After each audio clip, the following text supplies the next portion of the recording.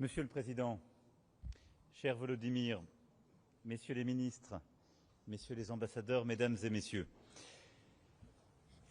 c'est un plaisir et un honneur d'accueillir de nouveau à Paris le Président Volodymyr Zelensky.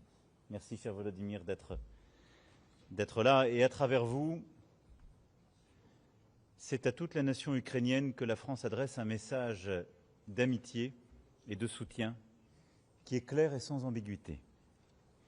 Nous sommes et nous resterons résolument aux côtés de l'Ukraine. Il en va de l'intérêt du continent européen et de notre sécurité. Depuis plus de 3 ans, l'Ukraine mène un combat qui dépasse ses seules frontières. C'est le combat de la liberté contre l'oppression, du droit contre la brutalité.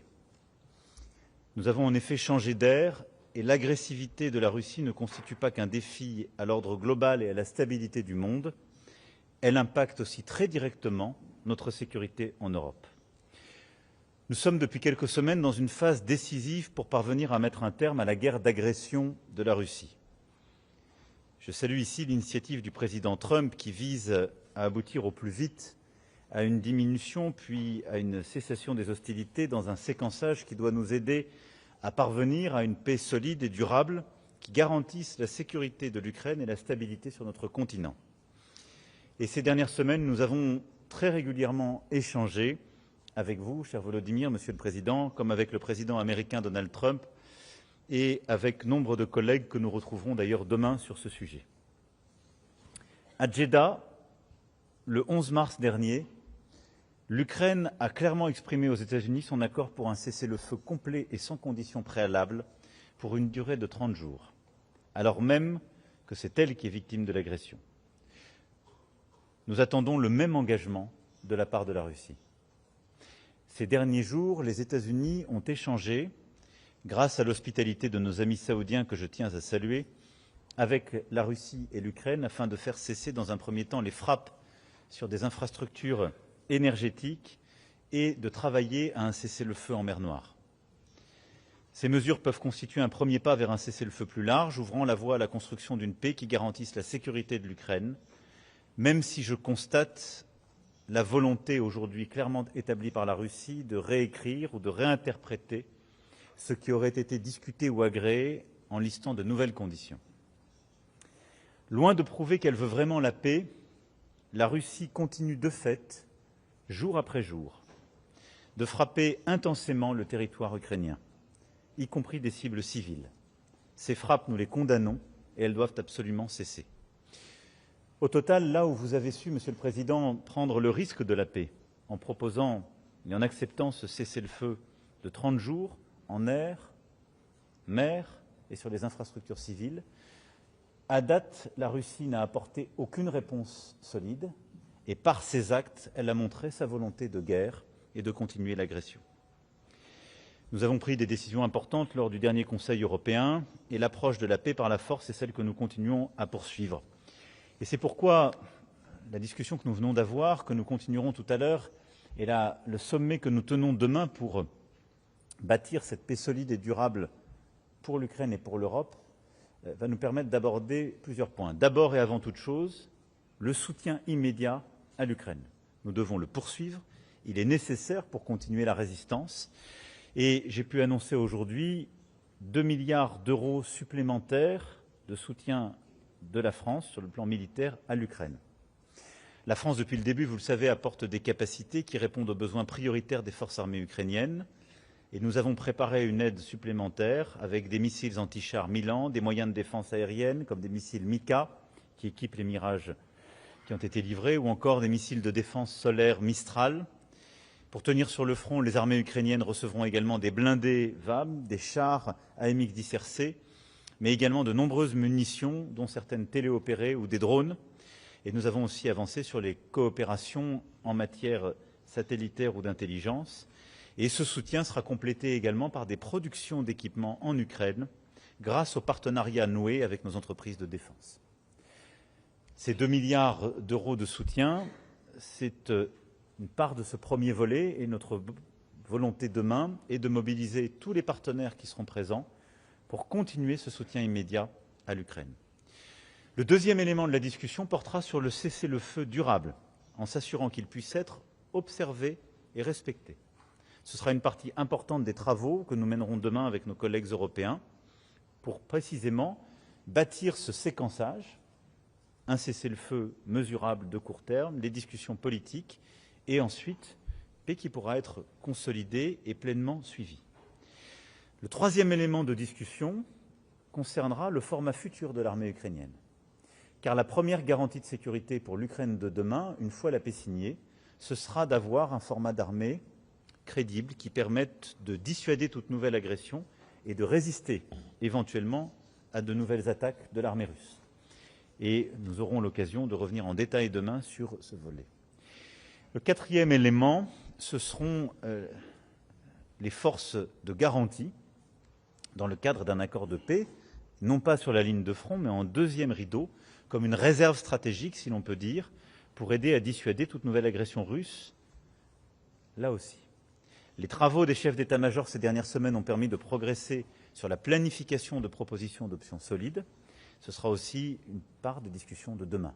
Tels seront les 4 éléments qui structureront nos échanges demain et dont l'objectif, vous le voyez bien, est de permettre à l'Ukraine de maintenir la situation sur le terrain et de résister à l'agression russe, mais aussi de construire les éléments crédibles de cette paix durable que nous appelons de nos vœux, quelle que soit l'évolution des discussions.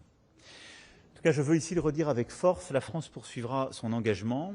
Elle le fera en soutien des efforts américains, en concertation avec ses partenaires européens et alliés, et avec une détermination qui ne faiblira pas.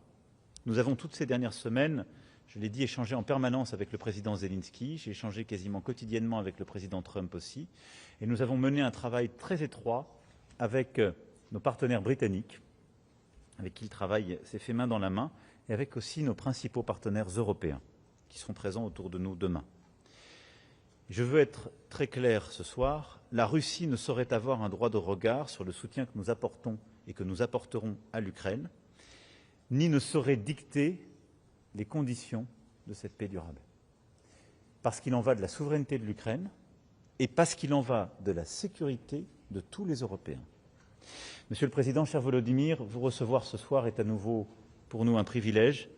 Vous incarnez la résistance d'un peuple qui refuse de plier face à l'inacceptable, face à la force brute ou aux faits accomplis. Et cette résistance force le respect de tous les Européens. Elle force le respect des Françaises et des Français, parce que nous savons aussi que c'est de notre sécurité dont il s'agit. C'est pourquoi vous pouvez compter et pourrez compter sur le soutien et l'engagement de la France à vos côtés, parce que l'Ukraine mérite la paix, et que pour vous avoir vu ici, un soir de décembre 2019, dans une discussion à l'époque avec le président Poutine et la chancelière Merkel, j'ai vu combien vous vous battiez pour préserver cette paix. Et je ne laisserai réécrire aucunement l'histoire par certains. Il n'y a qu'un agresseur et il n'y a qu'un résistant. L'agresseur, c'est la Russie. Le résistant, c'est vous.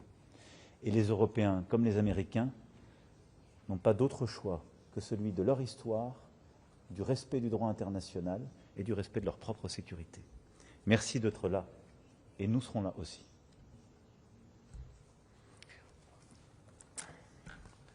Дякую дуже за підтримку. Дякую дуже, дорогий Еммануелю, за дружбу і за те, що ти так підтримуєш Україну. Шановні присутні, пані та панове, дорога Франція. Перш за все, я хочу подякувати тобі особисто, Еммануеле, та усій Франції за незмінну і дуже принципову, що важливо, дуже відчутну підтримку України. Ми дійсно цінуємо, що у нас є такий друг, як ти, Еммануеле, як уся Франція. Зараз багато що може і мусить бути зроблено для нормальної безпеки в Європі, для усіх наших людей, саме разом з Францією, разом з усіма партнерами в Європі та світі. Це важливий момент для історії. Те, як сучасне покоління лідерів в Європі визначить систему безпеки для Європи на покоління вперед. Саме над цим ми зараз працюємо, коли працюємо заради захисту від російської агресії, заради встановлення стійкого миру, заради надійних гарантій безпеки у нашій Європі. Сьогодні у нас з президентом Франції була двостороння робота. Також ми готуємось до завтрашньої зустрічі з іншими нашими друзями, нашими партнерами Європи. І з кожною такою зустрічю лідерів наша взаємодія стає більш конкретною, більш предметною. Наша взаємодія в коаліції тих, хто має волю і спроможність, щоб захищати свої народи та спільну безпеку. Перше, я хочу відзначити зусилля Еммануеля Макрона, зусилля Франції в допомозі нам зараз оборонятись від російських ударів. Зокрема, дуже добре показали себе, я сьогодні тобі про це сказав, показали себе дуже добре ваші, ну вже наші, але ваші міражі, бойові літаки. Я дуже дякую тобі, зроблені у Франції. Дякую за них особливо. Вони вже стали частиною нашого повітряного щита, допомагають нам захищатись передусім від шахедів та інших ударних безпілотників. Ми проговорили, що будемо збільшувати кількість міражів. Також вдячні за всі інші прояви оборонної підтримки України. Сьогодні ми вже почали і будемо ще пізніше обговорювати ситуацію на фронті, конкретні потреби у захисті та перспективи того, як ми можемо завершити цю війну. Я дякую за новий оборонний пакет Франції для України. Ми домовилися сьогодні про це, обсяг пакету 2 мільярди євро, сильний пакет. Ну, всі деталі, в принципі, загальні деталі Еммануель вже розповів, а деякі ще окремі деталі прокоментують, я думаю, наші міністри оборони. Друге, Еммануель повністю в курсі наших перемовин з американською стороною щодо відновлення безпеки, наближення миру, деталі що було в Саудівській Аравії. Днями наші делегації України та Америки обговорювали режими припинення вогню щодо енергетики та у Чорному морі. Питання технічного характеру залишаються, моніторинг передусім. Щодо Чорного моря ситуація складніша. Москва намагається вписати якісь додаткові умови в домовленість, яка не містить передумов. Тож очікуємо, що американська сторона забезпечить безумовний характер тиші на морі. Також ще з 11 березня на столі є пропозиція саме американської сторони щодо безумовної тиші в цілому на фронті, у небі та на морі. Поки що таку повну тишу Росія відкидає. Це чіткий знак. Росія хоче продовження цієї війни, вона її затягує. Потрібен тиск на Росію, щоб війна дійсно закінчилась. Отже, відповідно, третій пункт. Зараз точно не час зменшувати тиск на Росію чи послаблювати нашу єдність заради миру. Нам потрібно більше сильних спільних кроків заради того, щоб мир був. Справедливий мир, сталий мир. Санкції проти Росії повинні залишатись чинними та посилюватись стільки, скільки буде тривати російська окупація. На кожен російський удар, будь-які намагання росіян затягувати війну, потрібна відповідь, а це може бути тільки новий тиск, в тому числі нові санкції. В Москві не розуміють іншої мови, окрім мови сили. Це факт. І тому Європі, Америці, всім у світі потрібно мати достатньо сили, щоб захищати себе та інтереси миру. Я вдячний всім в Європі, хто допомагає нам, Україні, українцям в обороні. Потрібні стабільність, передбачуваність та достатність оборонної допомоги Україні. Варто, щоб кожна країна Європи розвивала наявні у неї оборонні виробництва, розвивала наукову базу, розвивали технологічну складову в обороні. Чим більше буде вироблятись в Європі для безпеки Європи, тим більше спокійним буде наше життя в Європі.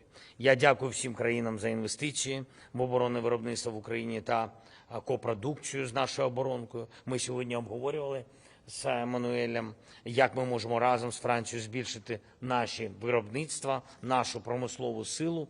Це стосується багатьох речей, від ППО до артилерії. Сьогодні ми доручили нашим Міністерствам оборони деталізувати ці питання, забезпечити їх виконання. Звісно, ми робимо ключову ставку на дипломатію, але сильною буває тільки та дипломатія, яка базується на силі самої країни. усіх партнерів.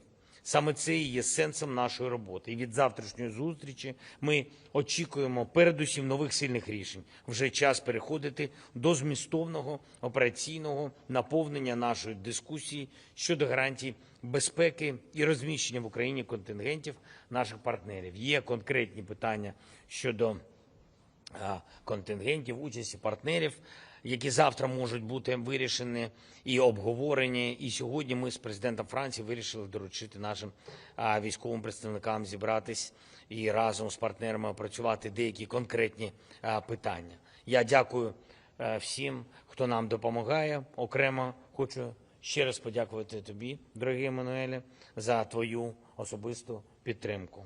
Дякую, Франція. Слава Україні!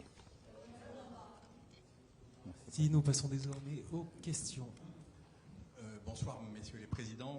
Une question d'abord au président Zelensky. Bonsoir, monsieur le président.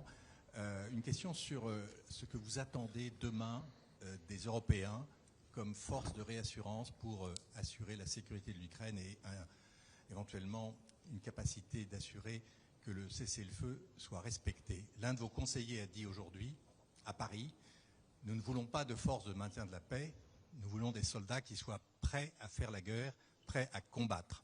Alors qu'attendez-vous précisément de cette force? Quel type de soldats voulez-vous et pourquoi faire? Est-ce que vous avez confiance par ailleurs dans la parole des États-Unis et dans le soutien américain? Et est-ce que l'Ukraine peut continuer à faire la guerre et à résister sans le soutien militaire des Américains?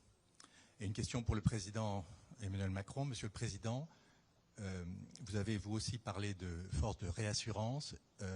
Que dites-vous à ce conseiller ukrainien qui dit « Nous ne voulons pas de force de maintien de la paix, nous voulons des soldats prêts à se battre ». Quelle force envisagez-vous pour l'Ukraine? Est-ce que c'est une force de maintien de la paix? Est-ce que c'est une force combattante? Et que se passerait-il si le cessez-le-feu était violé? Est-ce que cela veut dire que les soldats envoyés en Ukraine, en deuxième rideau, comme vous l'avez dit, seraient amenés à combattre? Merci.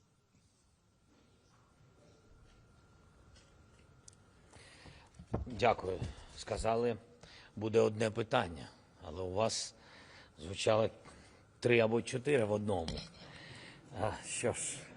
Що ми очікуємо від завтра? В принципі, Еммануель сказав нашу адженду, і я її повністю підтримую.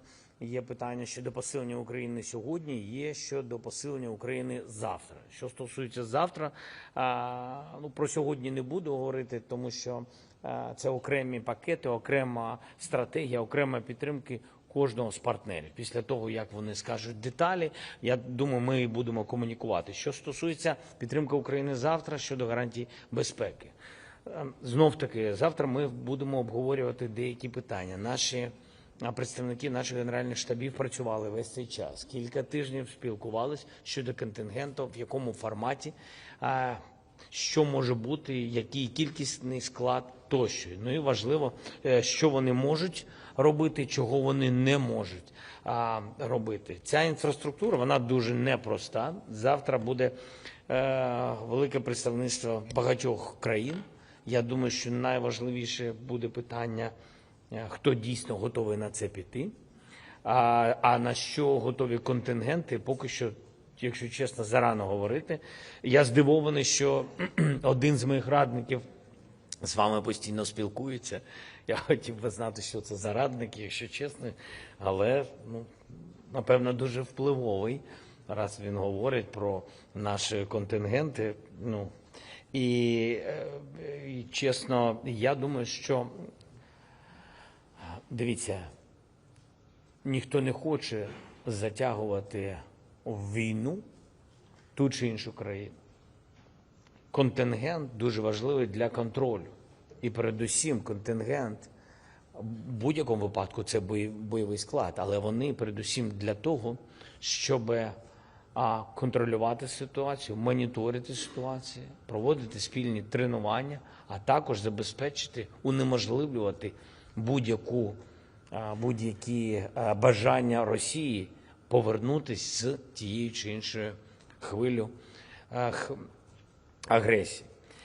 Ще які інструменти у цього континенту на морі, в повітрі, я маю на увазі в небі, або boots on the ground, поки що зарано говорити. Що стосується, чи є довіра до Сполучених Штатів і чи можемо ми без їх допомоги, передусім, у нас була хороша розмова, не одна вже в Саудівській Аравії, яка дала нам вирішення питання розблокування американської допомоги, яка нам потрібна.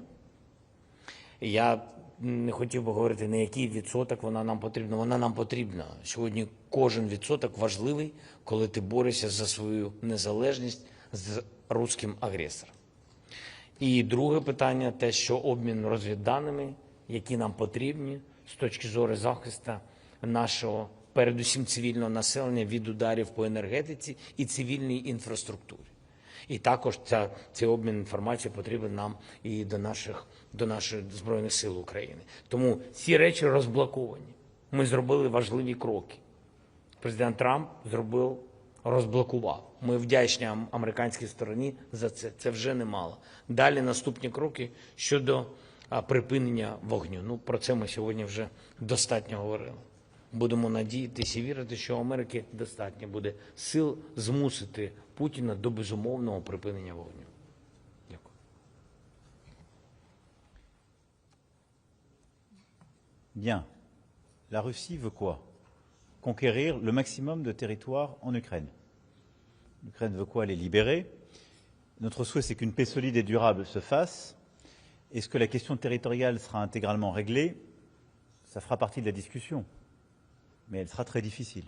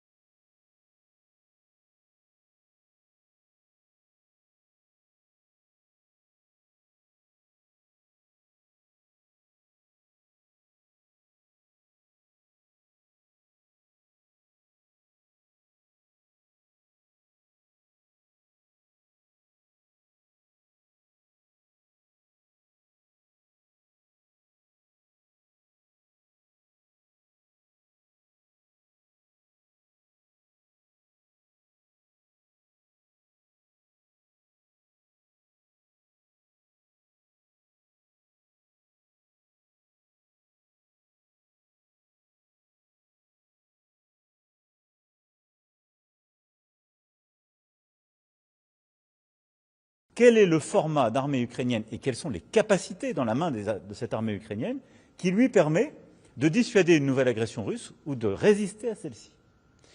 Et donc là, c'est un travail à la fois militaire, programmation, de formation, capacitaire et de soutien dans la durée à cette armée des Européens, parce qu'en quelque sorte, elle est l'avant-garde de notre sécurité collective.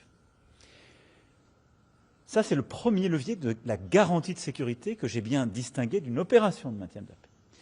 Et ensuite, ce sur quoi on travaille, pour donner aussi des cartes à nos amis ukrainiens, ce sont d'autres formes de garantie de sécurité en soutien, ces fameuses forces de garantie ou de réassurance. Qu'est-ce que ça veut dire?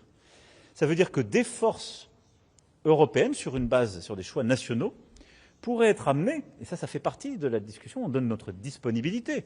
Ça dépend des discussions qu'il y aura, mais c'est une carte à la main du président. Pourraient être amenées à tenir des positions dans la zone de paix, en territoire ukrainien.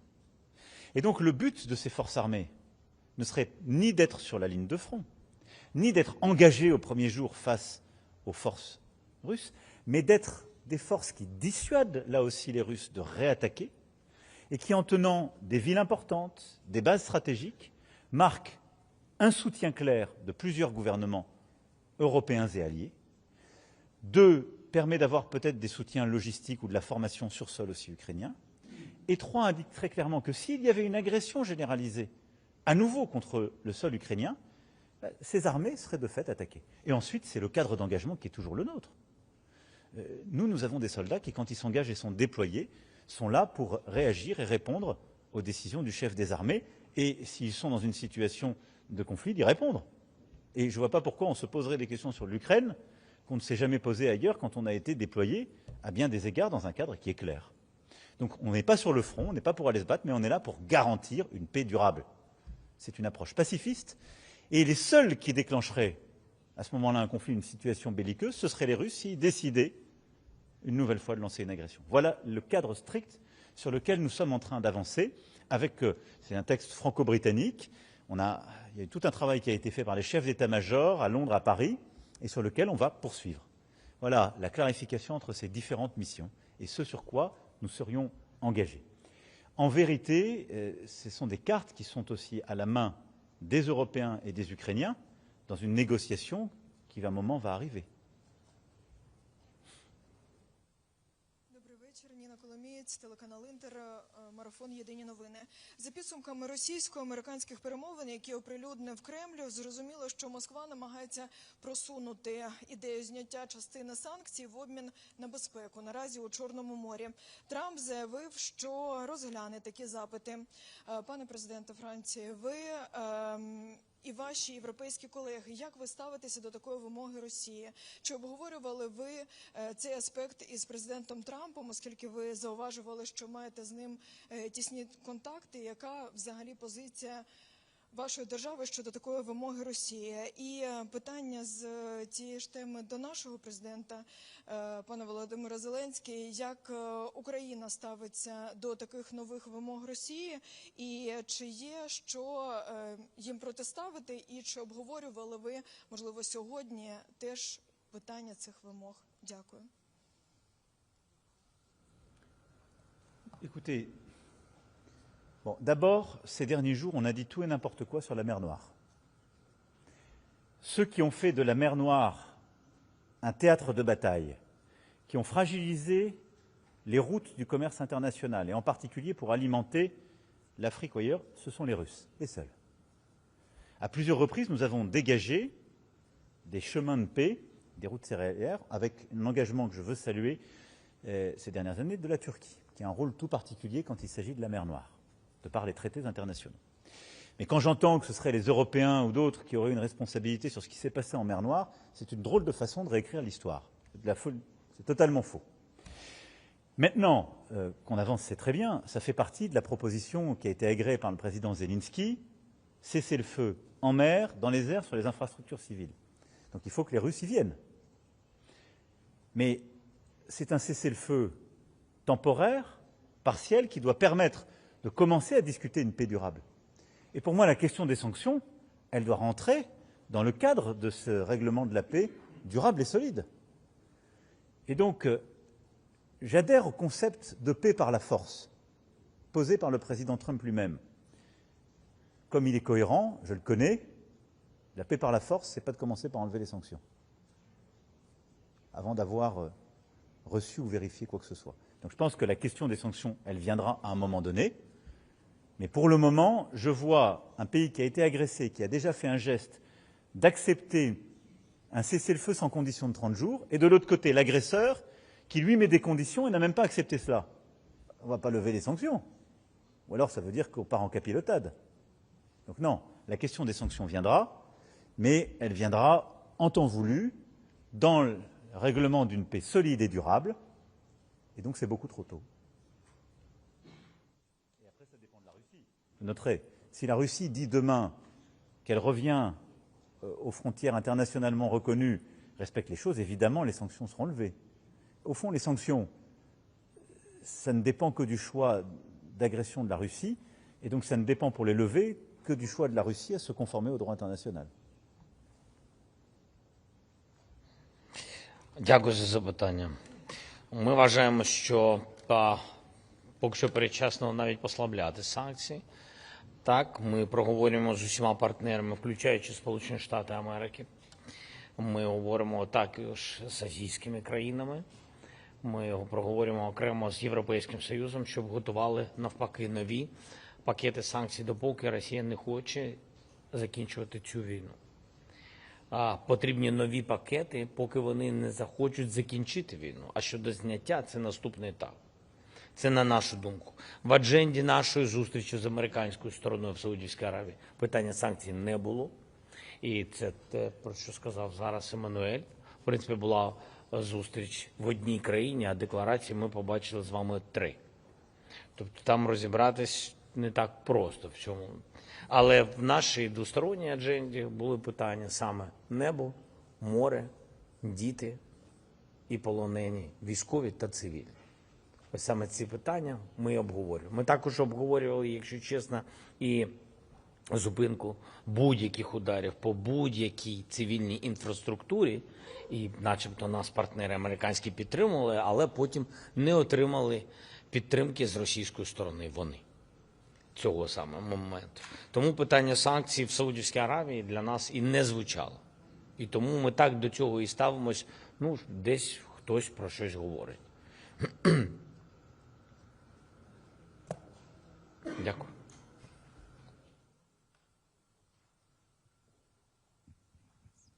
Bonjour, Anya Nussbaum de Bloomberg. Une question pour le président français. Vous avez évoqué donc un nouveau package de 2 milliards. Est-ce que vous pouvez nous dire en quoi il consiste et à quelle échéance il sera disponible? Et je crois que vous n'avez pas exactement répondu à la question de mon confrère sur est-ce qu'on peut aujourd'hui faire confiance à l'administration Trump qui avait promis un cessez-le-feu, un deal rapide et qui finalement aujourd'hui propose et s'engage vers un cessez-le-feu aujourd'hui incomplet, comme vous l'avez dit également. Alors, d'abord, je ne ferai pas de procès d'intention. Je pense que l'administration américaine a engagé des discussions et que tout ce qui permet de contribuer à une paix, à condition qu'elle soit, encore une fois, solide et durable, est bon. Moi, j'attends la fin de la négociation. Et surtout, nous avons notre rôle à y jouer. C'est tout le travail utile qu'on fait depuis plusieurs semaines. D'abord par le contact permanent que nous avons avec les Américains, pour que les conditions de sécurité dans la durée des Ukrainiens soient prises en compte et que les nôtres aussi soient prises en compte. Et ensuite, pour nous, faire tout notre travail, parce que, quoi qu'il arrive, on a, c'est les quatre éléments que je vous ai détaillés qui seront au cœur des échanges de demain. Mais on doit continuer aussi longtemps qu'il n'y a pas de cessez-le-feu à soutenir l'Ukraine dans sa résistance. On doit véritablement travailler chaque détail du cessez-le-feu et de son respect, qu'il soit temporaire et après quand ce sera la paix durable. Et on doit bâtir ces garanties de sécurité. Donc on est au travail, et il est trop tôt pour répondre à cette question de manière définitive. On est au travail, on est engagé, on fait part de nos exigences, et on avance. Mais je pense que tout ce qui permet d'aller vers la paix est une bonne chose. Donc je ne ferai pas de procès d'intention à qui que ce soit. Pour ce qui est des 2 milliards, les ministres pourront les détailler, mais je vous ai déjà donné une partie de capacité. Nous avons des capacités qui sont disponibles dans nos stocks et qui sont encore délivrables. Et ceci parce que nous avons aussi en permanence des matériaux qu'on rachète à travers notre loi de programmation militaire. C'est exactement ce qu'on a fait par exemple avec les Mirages. On accélère le renouvellement. Et donc tout ce qu'on rend disponible, on le propose dans les catégories qui sont utiles à nos partenaires ukrainiens. Et parce que ces 3 dernières années, on a acquis une intimité, on sait ce qui est utile, ce qui marche sur le combat. Et donc on a un premier bloc, pour quelques centaines de millions, de capacités qui sont en stock, qu'on peut livrer très vite. On a ensuite toutes des capacités, c'est-à-dire des véhicules blindés, c'est-à-dire des missiles, c'est-à-dire des Césars, qui sont là des choses qu'on fait produire par nos industriels et qu'on achète.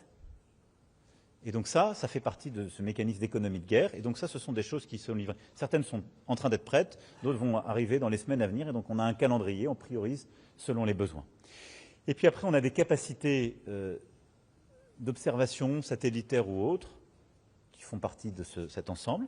Et puis enfin, on a des coproductions, c'est-à-dire qu'on finance avec cette enveloppe pour partie des coproductions de drones, d'instruments qui sont utiles, et pour accélérer les délais, et là aussi les ministres regardent ça de manière très fine, eh bien de permettre à nos industriels d'aller coproduire avec des partenaires ukrainiens, ce qui permet d'aller parfois beaucoup plus vite, de réduire les coûts et d'être au plus près du théâtre d'opération. Donc voilà les catégories qu'il y a dans ces 2 milliards d'euros qui ont été valorisés. Le Président, la conférence de presse est terminée. Merci à tous. Et je crois que le Président est attendu pour répondre aux médias français. Merci beaucoup.